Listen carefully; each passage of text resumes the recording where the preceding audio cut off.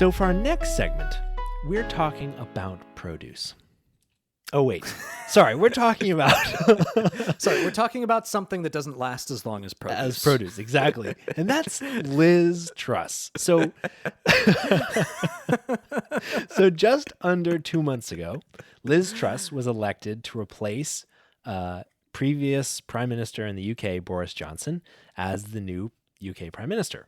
Boris Johnson was ousted as the leader of UK's Conservative Party, and therefore the leader of the government, due to some political scandals, including throwing parties during COVID while the rest of the country was locked down. And they finally got rid of that dude. And then immediately replaced him with someone way worse. And I didn't know how much worse you could get than Boris Johnson, but me neither. But I must have been sorely lacking in imagination. I think you're right. I think we might just assume the UK just is a little bit more tempered than we are. But this really goes against that. Yeah, it does. And she holds the dubious title of having the shortest time in office as a prime minister in UK history. Yeah. And they've had a parliament for a really long time. They've had prime ministers for a really long, we think the US is old. Yeah, exactly. 300 years, the same government. That's crazy. Yeah. So in 300 years, she has the shortest reign of just 45 days. Yeah. And you might wonder, if you haven't been paying attention, you might wonder, hey, how did this happen? 45 days? Did she get sick? Well, no. It turns out her policies were just so disastrous that they caused an economic crisis in under 2 months. And she killed the queen. She didn't actually kill the queen. Just everybody knows. It was just coincidental. The queen, one of the last acts of the queen was to interact with her. What's funny was I actually, to be honest, I kind of felt sorry for her at first because she becomes prime minister and then immediately after that the queen dies, and I was just thinking, man, that's got to be embarrassing. But again, if I thought that was going to be the most embarrassing thing, I was sorely lacking in imagination. Yeah. We'll get into the specifics of her economic policies, but she fucked up so badly. Her approval rating in Britain, is on par with Vladimir fucking Putin. Well, I mean, that's got to be pretty good, right? Vladimir Putin runs an authoritarian dictatorship. People don't really speak out against him. His approval rate is probably pretty high. Michael. I'm not talking about her approval rating in the UK is comparable to his in Russia. I'm talking about her approval rating in the UK is comparable to Putin's approval rating in the UK. Oh my God. So that is, people are as likely to elect her as prime minister as they would be to elect Vladimir Putin. Yeah. She has a 10% approval rating, according to YouGov. A 10% approval rating in the UK. Jesus. Compare that to the YouGov average for Vladimir Putin, which is 9%. Oh my God. So she's beating him by 1%. Wow. Which I guess, in the words of Dominic Toretto, winning is winning. Wow. That is so okay. So how on earth in just 45 days did someone who won an election ruin everything so much that she is now as popular as someone caught contributing to an economic crisis via energy costs and literally significantly hurting the UK?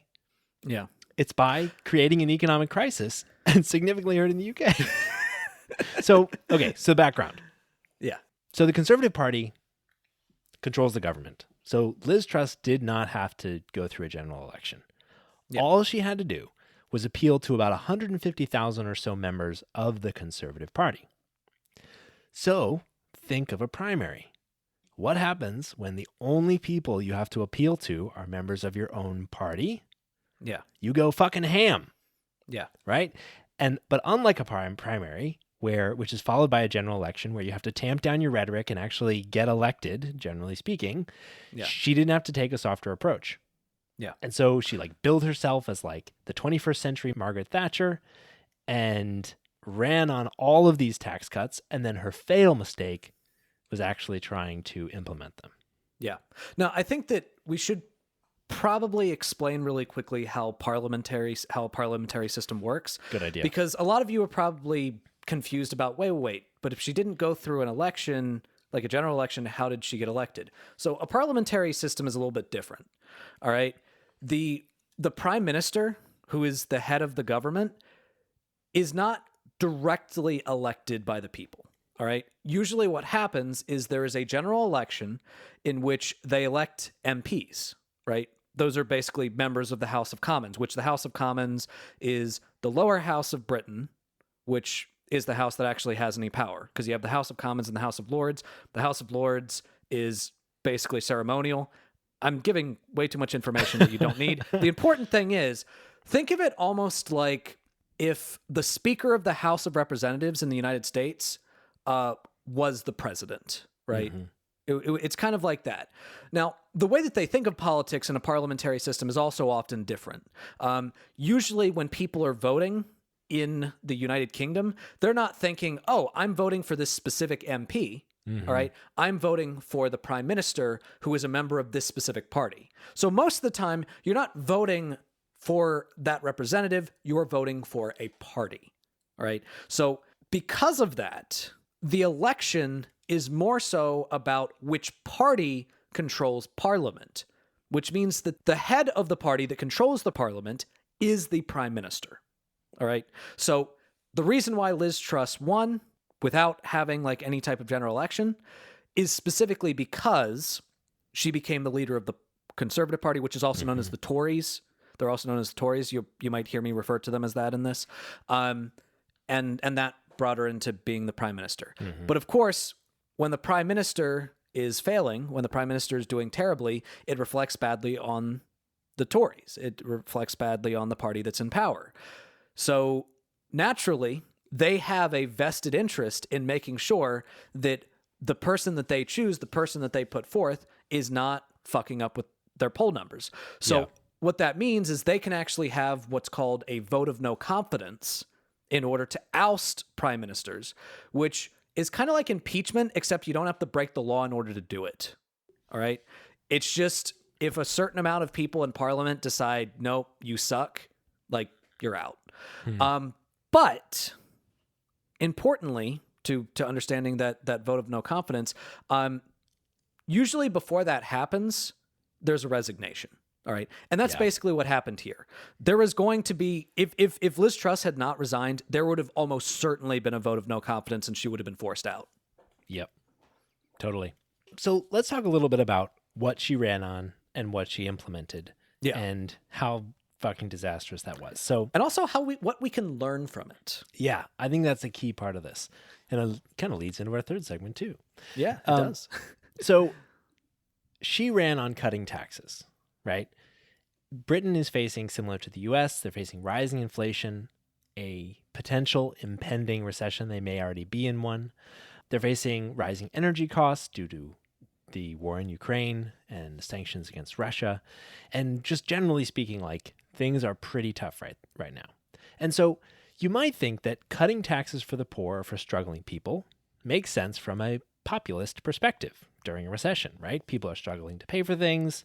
If you cut their taxes, they'll have more money in their pockets. Great. Two problems with that.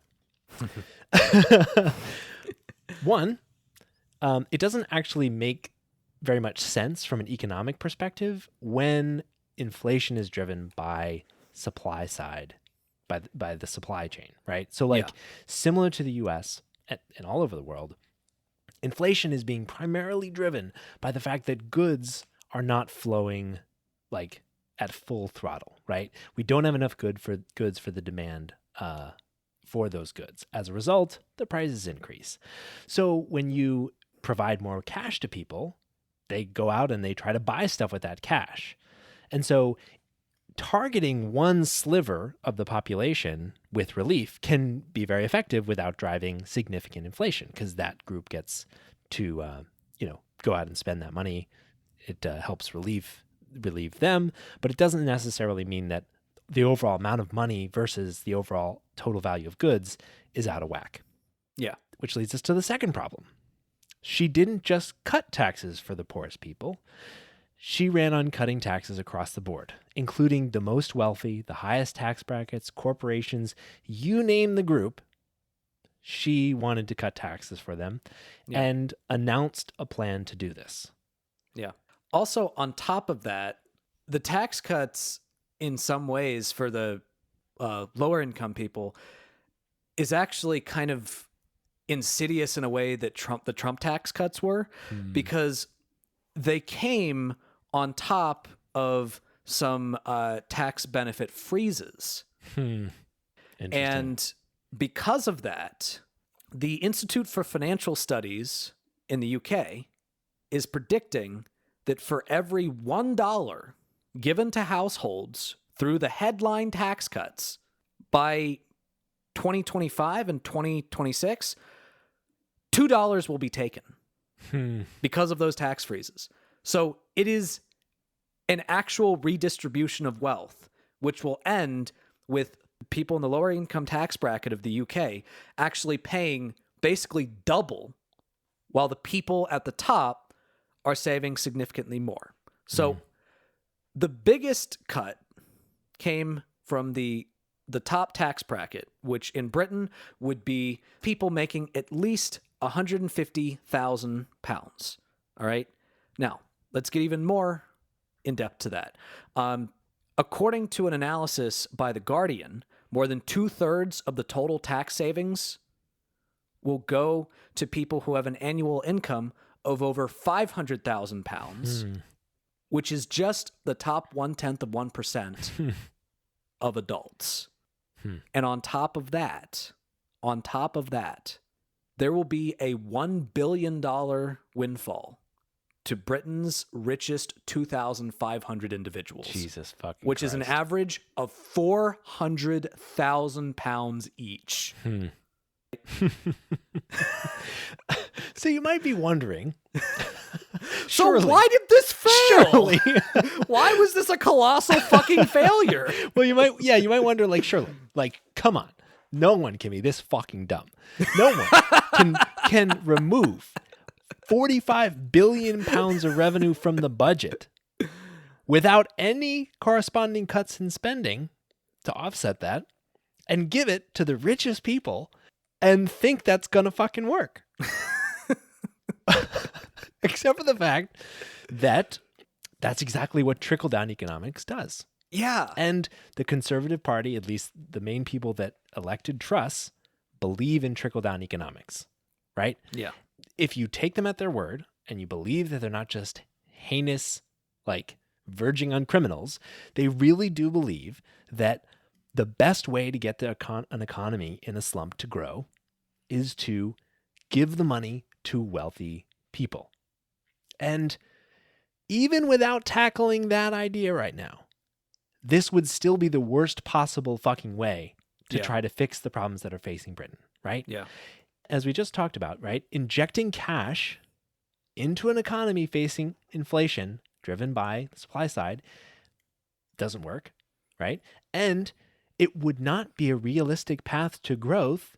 And like growth is not the way out of this particular inflation, right? Growth takes time, right? You can't just buy your way to growth in order to benefit inflation right away. Like the way that growth happens and then helps damp down inflation, right? At least when it's driven by the supply side, is people build factories, people build production capacity, people build supply chains. Like they make investments, right? Which can be benefited by, cash, by like lower interest rates and stuff like that. They make investments that can increase the amount of goods available in your economy. But that doesn't fucking happen overnight. What does happen overnight is putting like tons and tons of money into people's pockets. And so what happens when you don't have any growth, right? Because it doesn't happen overnight, but you do have 45 billion pounds a year or 45 billion pounds in like cash outflow. You just vaporize that 45 billion pounds because you don't have a larger economy against which the value is measured. So targeted relief can be helpful, and growth can be stimulated by the right market conditions combined with like good fiscal and monetary policy, but neither of those things are at play here. like, and so you might say, like, okay, it's only been 45 days. Certainly these policies didn't go into effect and cause all this shit in 45 days, except for the fact that financial markets understand basic economics, unlike Liz Truss.